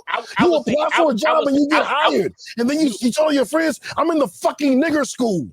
Can you believe this shit? Go there with that. I'm just telling you, like, they don't choose their jobs. They get hired, they go work somewhere, and then they're unhappy. Like the police officer got to police the ghetto. They didn't go, I get to go to, I'm a racist cop, but I'm only going to police privileged white people. They get sent to the ghetto, they pissed off about it, and they driving down the street and hate the smell of fucking fried chicken and cologne. Really how it works? You just go to all my son's schools, all my son teachers like love their jobs, and I think and oh my fact, God, one of them just got hired. Are you gonna see it now? Y'all invalidated my experience. I'm on my Amanda Seale shit. I'm not asking you what you do. Why are you defending the teachers at your school? I'm talking about the teachers at my school. Why are you defending the teachers at your school? You are triggering me, Shannon, Randy, stop. You're triggering me because we're not talking about those teachers. We're talking about my experience. So why would you bring up something else when I'm telling you my experience? You've been out of school 20 years, man. You don't even remember none of your teachers' names. Talking about your teachers. What? I'm kind of lost. See, when I'm making a joke, I need Brittany to get my fucking Brittany. Anywhere. You need to get my jokes. I'm not tired of this. This is my second joke you ain't get. Something to joke about where you talking about teacher just gets placed and they have no control over. No, they don't. I can put my phone. Lean on me. My ex is a teacher. She's actually not a teacher. She's a what do you call the person that? She's not the principal, but she organizes the teachers and the conferences. You don't get to choose where you go. No, you don't. That's a misconception on your part. And I call her right fucking name. Hold on. Is that no matter what state you're in? Is that doesn't matter where you are? Because no matter teaching at the school, no matter what industry you're in, Brittany, you don't get to apply for a job and choose where you go. Like a lot of times they'll do it on. What are you talking about? You get to apply for a job and choose where you go. First out of college. Sometimes they'll do it on a lottery basis. Well, because you guys said most people want to go to the best schools ever. So a lot of times they'll do it on a lottery basis, and they'll assign teachers who come into the workforce to go to certain schools because they don't want all the best teachers to say, "Okay, I just want to go to this school that's in a very affluent neighborhood." Who's a lot easier parents, things that nature. So they do in certain instances where they'll say, okay, got an amount of years. Hey, don't say nothing crazy. You live on the podcast. I just have a question for you about teachers coming out of college and choosing jobs. Okay? But you guys are talking about. No, we're going to be. I'm in the middle of an interview. So I was talking about teachers in general. I was not talking about a teacher who is coming straight out of college that gets assigned somewhere. Okay. I thought that's what we was talking about. We're talking about just teachers in general. Okay, so teachers, let's do a two-part. Miss Anonymous, teachers, let's do both parts. We'll start with in general. How often, what we're discussing is teachers in Tennessee being given the right to carry a firearm because of the mass shootings. And we know the mass shootings are usually the white kids going into the white schools. My fear is that because of that legislation, it'll give teachers in the inner city the same ability to carry guns. When in my high school, we had metal detectors. So no students had guns. But I think it would empower a teacher to have a gun. And I fear that like a white teacher might be there and might get trigger happy. Like the police get trigger happy. And so my argument is I'm against this because of the fact that I think it's going to negatively impact us. And then the discussion became about teachers going where they wanted to go. And I'm like, racist cops don't want to always work a black beat. They want to be in a white neighborhood. And it could be racist teachers that are in a black school. And then it became the teachers can either choose where they go or they can't. So how much power do teachers have in choosing where they go, either fresh out of college or even being semi-tenured? Tenured. Like, is it a difference? If you're tenured, you can choose. If you're fresh out of college, you can't. Or is it more nuanced? More of a lottery. You still have the choice whether you're a novice or an expert teacher. They do give you more money for going into those lower performing schools and communities, but you have an option. Where you interview is where you interview. So you have an option. So you can be a racist teacher. So you can be a racist teacher and go to an inner city black school and then get this new gun legislation and kill innocent black kids because you chose to go there. If you wanted to. Hold on, if you wanted to. Brittany, don't make me mute you. If you wanted to, you could do that. You have the choice of going. So you can go kill innocent black people. That's all I need to know. You really think that a Caucasian teacher would purposely go teach? Like, let's be real for a second. Do you really think that white people would go to a whole continent of Africa, enslave people, take their religion, name, race, culture, value, God, put them on a boat, drive them 3,000 miles away from that continent and have them build their society and then make them permanent second-class citizens? Do you think they would do that? You know, I've been going to therapy. Now, don't go into the light, Brittany. Don't go into the light, Brittany. In place, right? I think we're far from being able to carry guns and other things. No, they just announced it in Louisiana. Yes. Tennessee. It's not here where I am. It's not where you are. There's other things in place. I think that's going to take a while to get across the country. You don't think it's a slippery slope? In my opinion, I would carry one. Right, but you love black students. Now, what about the white teacher that was the one that wore the fake Kwanzaa shit, the fake Black Panther shit to school that day? What about her? What about them? What about them? We talked about that. You said her intentions are in the right place. My hope is that their intentions are in the right place and that you're trying to mute me again. I'm leaving the chat. How about that? All right. Well, thank you, anonymous teacher from anonymous cities in the country, for your input. Thank you. And thank you for all that you do for the kids. Yes, absolutely. So now we all agree with me, right? I think we should go on to the next topic. All right, next topic. All right. You know what? When one of our people get killed by them teachers, don't come back to me saying, "Damn, no, that's fucked up." I'm like, no, it ain't fucked up. I feel like really like Amanda Seale. But whatever. I'm gonna give us a little break as we go into this next topic because y'all have really shattered my reality. It's the mayor.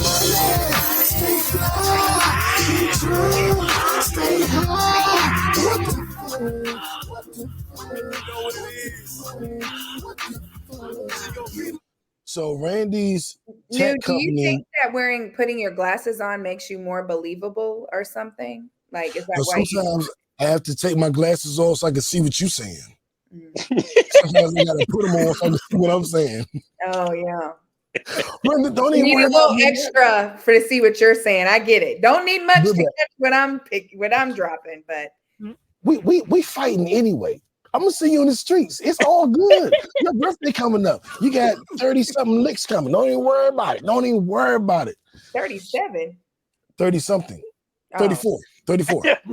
Brizzy old. That's like get it right. Like who you calling? I was okay with that, Amanda Seale. God damn it, you ain't messing this up though. My age, you done went too damn far. Right. You're like 30 what? 30 who?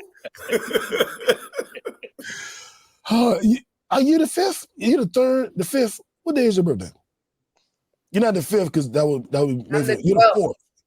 The 12th? Yes, the event is on the 4th. My birthday is on Mother's Day, which is why I have the event a week before, because I'm not trying to compete with anybody's mama. That's good. Because nobody can compete with my mama. Jeff. I hear that. Now, this is going to compete with everything. This is some shit. So Brittani called me 5 times this week to talk about this particular topic. Said we must talk about this. This is so important for the culture and the people and for the survival of our species. And I said, Brittani, okay, fine. We will talk about it. So she wanted to talk about the sex plane. On this sex plane, you catch it in Vegas. This is your invitation to the Mile High Club. They have different packages starting from $9.95, which gives you 30 minutes, to $18.95 that would give you 90 minutes. And it's a luxurious aircraft. You can they have Bluetooth speaker for if you want to put on my Choke and Stroke playlist. Well, if you're interested in that, I'll put it in the description below for the Choke and Stroke playlist. It's fire. It's updated 2024 version. And you fly over, different areas in Nevada. I think I told you about when they didn't do this, but when my team took the helicopter into the Grand Canyon, from Nevada. So it's that kind of scenic route. And you can have sex on the plane without worrying about being arrested or Homeland Security, trying to do a threesome. And, it's a lot of stuff that goes through when you're on a regular plane. You wouldn't have this on this experience. It's more a private plane. There's a bed type setup. And normally this is like insignificant, like, okay, cool. But I just think it's cool. And I wanted to acknowledge it. I knew we had a lot of deep discussion. I knew Brittani was going to be trying to fight me over damn Amanda Seales, and she's going to try to fight about keeping the guns and teachers with guns. And I said, we need something lighthearted that we can all just express an opinion on. And the fact that teachers can, in fact, choose where they teach. and they can have sex on planes. Teachers, because I'm about to call her back. Me and her about to go on the plane. I'm gonna have sex with her on the plane. Oh my God. But anyway, forget that part. Scratch it from your memories. But who do y'all think is most likely to take advantage of this first out of us 4? You. I know who I think. Who? You just said you were about to it's cool. Set it up now. Right. Who the first person that's gonna do it, Randy? You just said you about to call Shorty back. You got to call Teacher Bay, Administrative Bay. You already answered the question.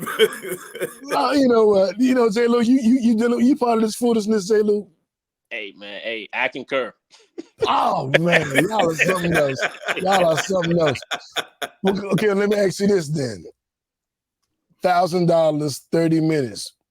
Would you do it? I'm gonna say this. $2,000 for 90 minutes. I feel like having, sex on a plane and an airport, like different places like that, the fun of it is because you have to sneak and do it.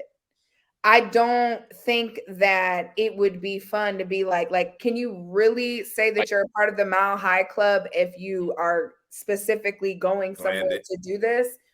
You know what I'm saying? That, I mean, I don't know. It takes the fun out of it. Somehow that is correct. Somehow that is correct.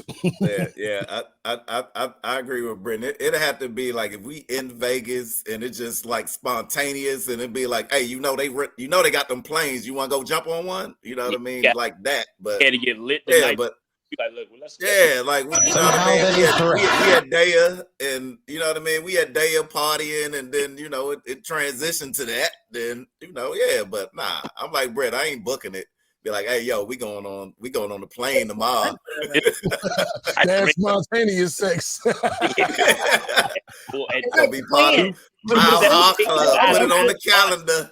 It's up to 4 people, so you might meet another couple or lesbian couple, or it could happen. J Lew, what you think? I ain't about to say, hey, at 2:17 we gonna go do this. We just gonna do it. So we would have had somehow that is correct. Somehow that's correct too. All correct answers.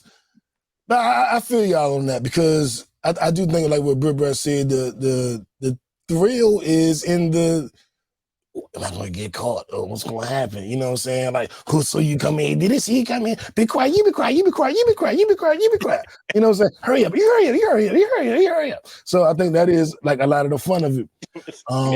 So I agree with y'all. But I would probably do it at some point just to come back with a story, but I don't think that story, the only way that story is better than on a regular plane is if you bragging about how much you spent. You know what I'm saying? Like, nigga, I dropped about 2-3 stacks. It was me, her, Diddy, and Cassie. You know what? Well, bad example. Never mind. You know what? I'm moving on to the next. Just moving on. Good job. So, this, I thought, I want to play a little bit of this for y'all because we get so serious sometimes, and I hate it. Well, not actually, I love it, but I wanted to play a little bit of this for y'all because I have experience. I talked to like some of my young sisters, my young homegirls, and they will always tell me this shit. And hearing it in this environment, I've had a lot of conversation this last week, and I think this is something that we should definitely talk about before we wrap up the show. He's serious. You have to be. Listen, men. I want to say this. I want to put this out there, and I'm gonna say this. I'm gonna say this way, and then we'll fix it up later. Mm-hmm. You have to fall back in love with pussy. Mm-hmm. You have to fall back in love with the idea. Now let's clean it up. Of making love to a woman. Talk that talk. No, you're right. Talk that talk. I'm listening. Right. And doing it at a high level. That's right. You have You have to study a woman. That's right. You have to ask questions. Right. You have to learn her body in order to do this thing the right way. That's right. One key. That's Tank on the Breakfast Club. And I have had conversations with different women, and I was like, so the men, they just be, they be jerking off inside of you, basically. They don't care about your pleasure. They don't care about what you get out of it. They are just chasing a nut inside of you. Your body is a hand to them. Like, this is a very comfortable hand. Like, they don't care. And I used to always make the joke, like, I get you old head from DC. Because the girls out, people I hung around me being in Atlanta, being from DC and my crew in DC and all that shit. And that was the joke. But I've had very recent situations where homegirls, because I love women. I don't just love pussy. I love women. Like, if you catch me, I'm with 2-3 women. You catch me outside of the club, I'm using that with the fellas. I'm with a bunch of girls. You catch me in the restaurant, it's me and a couple girls. I love my bros, but I love women. They're soft, they smell good, they're smarter than us. Put me around some bad women and keep me in line. Love that shit. But they be like, these dudes just be, I just feel like this is mind-blowing that y'all are experiencing this. And I do think that what Tank said, it resonated with me because I'm like, damn, because it brought me back to my joke. They just jerking off inside your pussy. And that's what they're doing. And I wonder if it's a young thing or if it's a certain caliber of man thing. And I'm just curious about that. And how do I do this? I thought Jackie would be here too. I don't want to put Brittani on the spot like it's a bunch of niggas in Brittani. But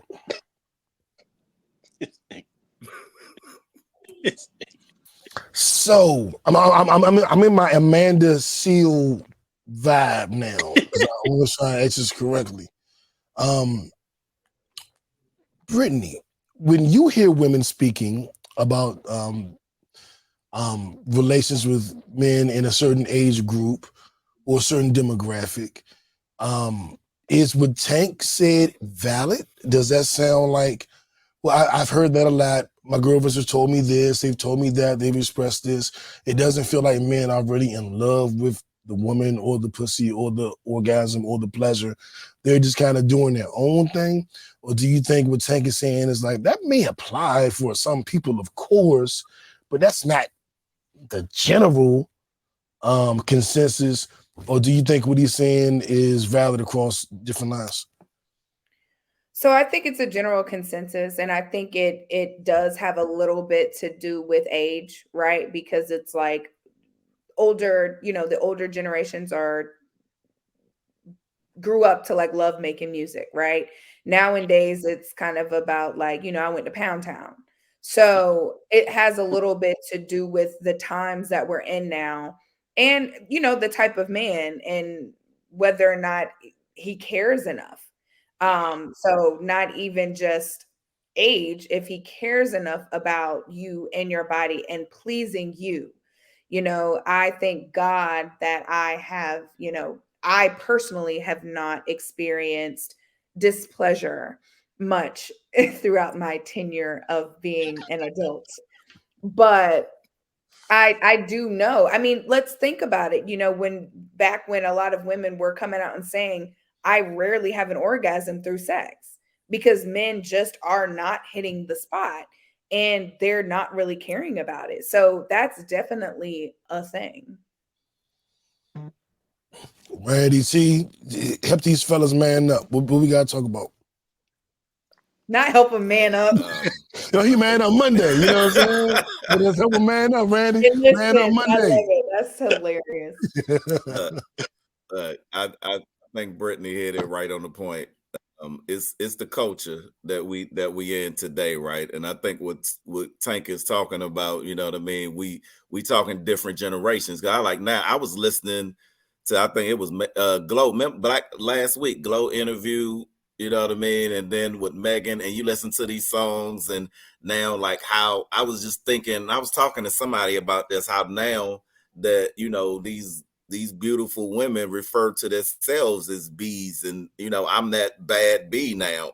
And I remember, culture changed when that was a taboo. Like you ain't use that in a black woman in the same sentence. Like them words didn't go. Like they ain't fly. You know what I mean? Man, Doesn't matter if back to the 60s. They've been calling themselves bad bitches since the 80s.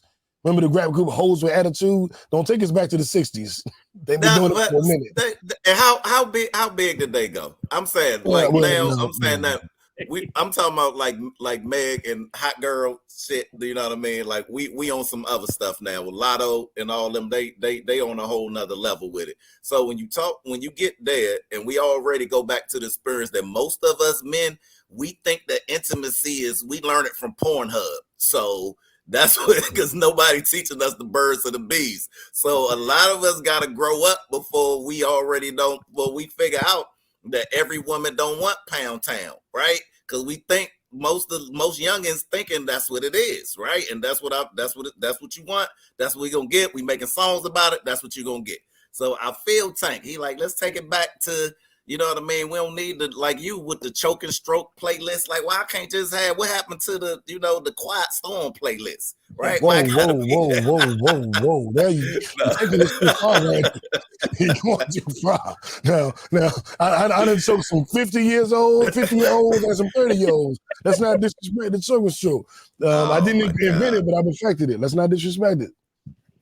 All right. The views, but I do get your point. I do get your point.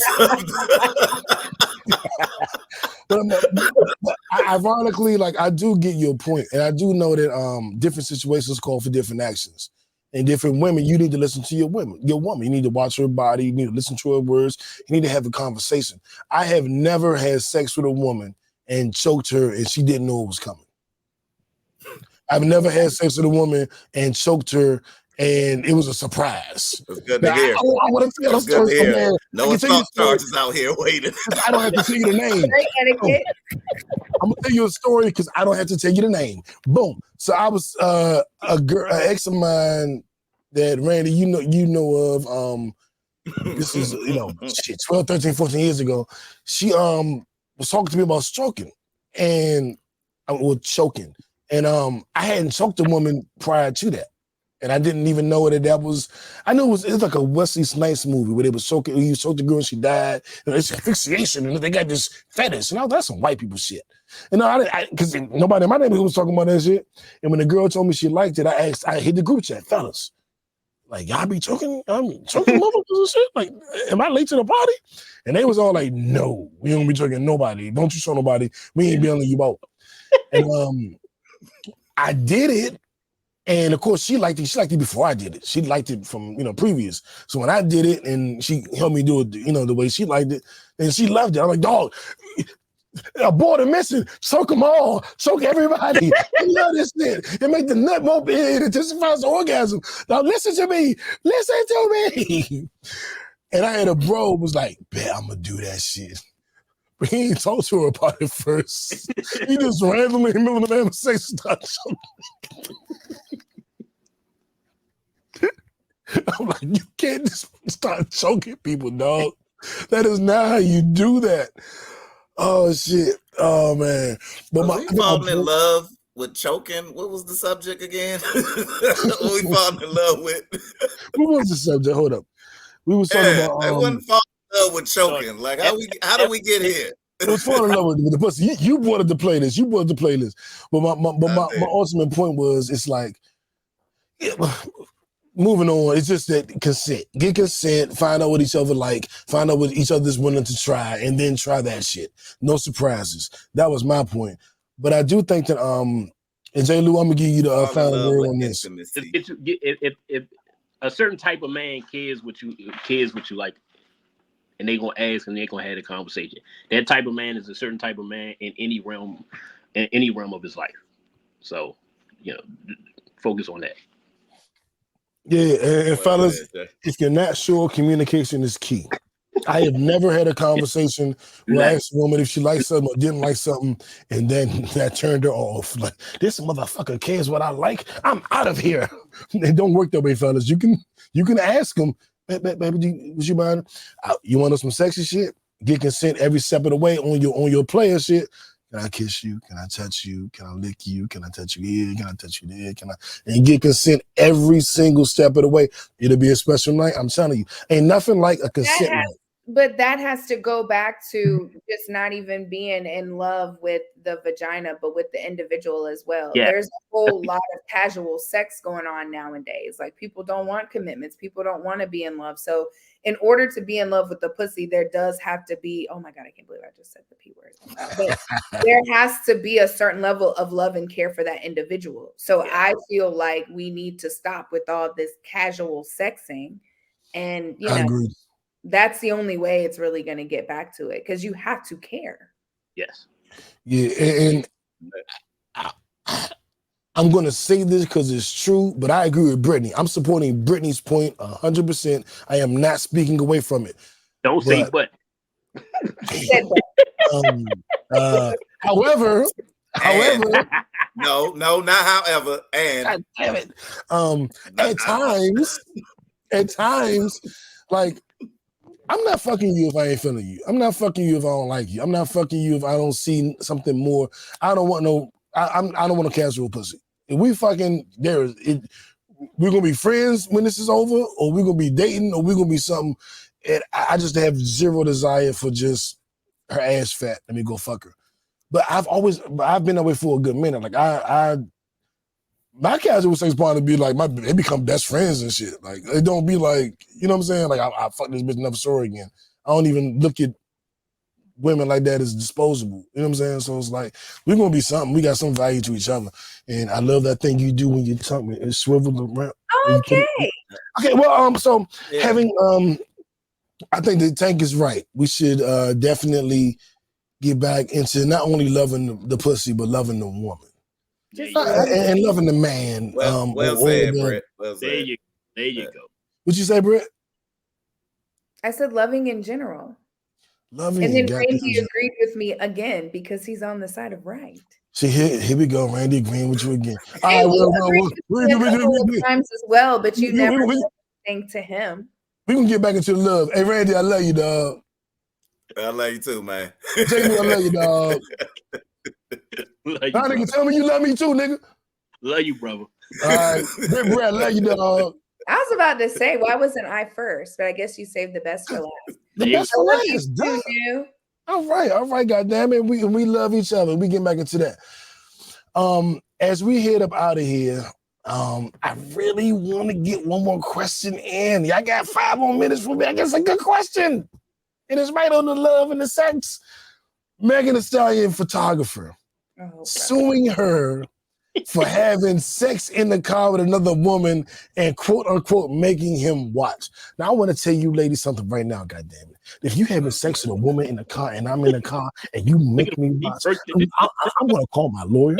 I'm going to call my doctor. I'm going to call J Lew and Randy. And I'm going to tell them not to wait up for me because I am with you and I am watching and I am hoping to participate. So don't fucking play with me, ladies. But no, seriously, like, I have 2 sides to this. I have the mature side, emotionally intelligent.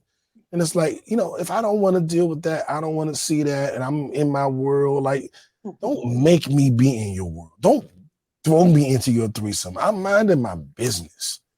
That is like 2% of how I feel. The other 98% of how I feel is like, I bought a camera. I am going to be I'm gonna take a class starting Monday.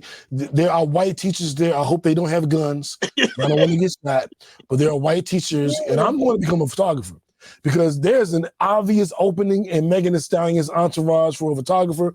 And the podcast is no longer, this is the last episode of the podcast because I'm going to be a photographer for Megan Thee Stallion. And I'm going to be there to emotionally support her through her orgasms because I'm not going to abandon her like y'all abandoned Amanda Seale. I will be there for her. I will not Club Shay Shay Megan Thee Stallion. I will not do it. I will be there. Fingers on, hand on camera, hand on cock. I will be there. Next, Brittani. Good place for you to jump in.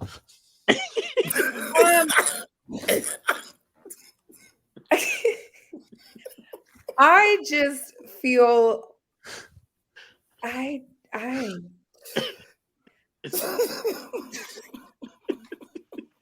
Look, well said. No, that was not what you just said. Anyway, I really do feel like in all seriousness, again, we've got to determine the validity, right, of how this happened and whether or not it's true, whether or not it went down the way in which it went down. But I do feel like we have to respect, you know, what people want, and consent is consent, whether it is a man or a woman. So I do feel like with those things, like, you know, you do have to respect whether or not someone wants to do something. But I'm regardless of reading, it's just like, how do you force someone to watch something that they really don't want to watch? All right. It's Meg Thee Stallion. Come on, bro. Not even that, like let's just be clear. Like, if you don't want to watch something, you're going to close your eyes. Even if your face is like, I'm curious to see how this unfolds. Yeah, with him never having another job and him working for TMZ for the rest of his life. Keep your mouth shut. Yeah. I hope TMZ. I hope it's TMZ the rest of his life. And non-compete.